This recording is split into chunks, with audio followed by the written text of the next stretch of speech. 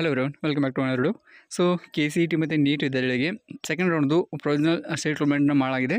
So ಇವಾಗ ಅದನ್ನು check ಮಾಡ್ಕೊಳ್ಳೋಕ್ಕೆ ನಿಮಗೆ ಲಿಂಕ್ ಕೂಡ KFCಯಲ್ಲಿ ಬಿಟ್ಟಿರ್ತಾರೆ. ಸೊ ಇಲ್ಲಿ ನಿಮಗೆ ಫಸ್ಟ್ ಲಿಂಕ್ ಅಂತಿಲ್ಲ. ಸೊ ಈ ಒಂದು ಲಿಂಕ್ ಮೇಲೆ ಕ್ಲಿಕ್ ಮಾಡಿ ನಿಮ್ಮದು CET ಅಥವಾ ನೀಟ್ ನಂಬರ್ ಎಂಟರ್ ಮಾಡಿ ಸಬ್ಮಿಟ್ ಮಾಡಿದ್ರೆ ನಿಮಗೆ ಈ ಒಂದು ರೌಂಡಲ್ಲಿ ಯಾವ ಕಾಲೇಜ್ ಸಿಕ್ಕಿದೆ ಅದು ತೋರಿಸುತ್ತೆ. ಸೊ ಇಲ್ಲಿ ಕೂಡ ಸೇಮ್ ಇರುತ್ತೆ. ಸೊ ಇಲ್ಲಿ ಕೆಲವರಿಗೆ ಸೀಟ್ ಸಿಕ್ಕಿರುತ್ತೆ, ಕೆಲವರಿಗೆ ಸೀಟ್ ಸಿಕ್ಕಿರಲಿಕ್ಕಿಲ್ಲ. ಬಟ್ ಇವಾಗ ಸೀಟ್ ಸಿಕ್ಕರೂ ಕೂಡ ಸಿಗದೆ ಇದ್ದರೂ ಕೂಡ ಏನೂ ಮಾಡೋಕ್ಕಾಗಲ್ಲ. ಸೀಟ್ ಸಿಕ್ಕರೂ ಕೂಡ ನಿಮಗೆ ನೆಕ್ಸ್ಟ್ ಏನೂ ಮಾಡೋಕ್ಕೆ ಇವಾಗ ಅವಕಾಶ ಇರಲ್ಲ. ಸೊ ಇದು ಜಸ್ಟ್ ಪ್ರೊವಿಷನಲ್ ಸೆಟಲ್ಮೆಂಟ್ ಆಗಿರುತ್ತೆ.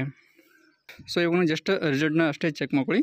ಮತ್ತು ಹಾಗೆಯೇ ಇಲ್ಲಿ ಸೆಕೆಂಡ್ ಒಂದು ಅಪ್ಡೇಟ್ನ ಕೊಟ್ಟಿರ್ತಾರೆ.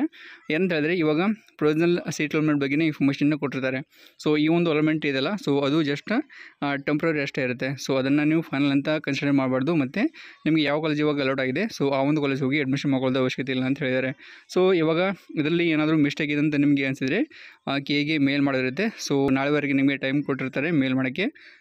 ಸೊ ಅದರಲ್ಲಿ ಏನಾದರೂ ಮಿಸ್ಟೇಕ್ ಇದ್ದರೆ ಅದನ್ನು ಒಂದು ಸಲ ವೆರಿಫೈ ಮಾಡಿಬಿಟ್ಟು ಮೇ ಬಿ ನಮಗೆ ನಾಳೆ ಸಂಜೆವರೆಗೆ ಫೈನಲ್ ರಿಸಲ್ಟ್ನ ಬಿಡ್ಬೋದು. ನಾಳೆ ಸಂಜೆವರೆಗೆ ಮ್ಯಾಕ್ಸಿಮಮ್ ಚಾನ್ಸಸ್ ಇರುತ್ತೆ.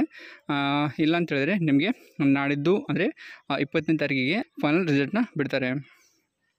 ಬಟ್ ಇವಾಗ ಇಲ್ಲಿ ಎಲ್ಲಿ ಕೂಡ ಮೆನ್ಷನ್ ಮಾಡಿಲ್ಲ ಸೆಕೆಂಡ್ ರೌಂಡ್ದು ಫೈನಲ್ ರಿಸಲ್ಟ್ನ ಯಾವಾಗ ಬಿಡ್ತೀವಿ ಹಂಗಂತ. ಸೊ ಹಾಗಾಗಿ ಇವಾಗ ನೀವು ಜಸ್ಟ್ ನಿಮ್ಮ ರಿಸಲ್ಟ್ ಚೆಕ್ ಮಾಡ್ಕೊಳ್ಳಿ. ಸೊ ಇವಾಗ ಏನು ಸೆಟಲ್ಮೆಂಟ್ ಆಗಿರುತ್ತಲ್ಲ, ಸೇಮ್ ರಿಸಲ್ಟ್ ನಿಮಗೆ ಫೈನಲ್ ಸೆಟಲ್ಮೆಂಟಲ್ಲಿ ಕೂಡ ಕಾಣೋದು ಚಾನ್ಸಸ್ ಇರುತ್ತೆ. ಸೊ ಇವಾಗ ನೀವು ಕೂಡ ನಿಮ್ಮ ರಿಸಲ್ಟ್ ಚೆಕ್ ಮಾಡ್ಕೊಳ್ಳಿ. ಹಾಗೆಯೇ ನಿಮ್ಮೆಲ್ಲ ಬೇರೆ ಫ್ರೆಂಡ್ಗೂ ಈ ವಿಷಯನ ತಿಳಿಸಿ. ಯಾಕಂತ ಹೇಳಿದ್ರೆ ಎಲ್ಲ ವಿದ್ಯಾರ್ಥಿಗಳು ಇವಾಗ ಇದಕ್ಕೋಸ್ಕರ ವೆಯ್ಟ್ ಮಾಡ್ತಿದ್ದಾರೆ.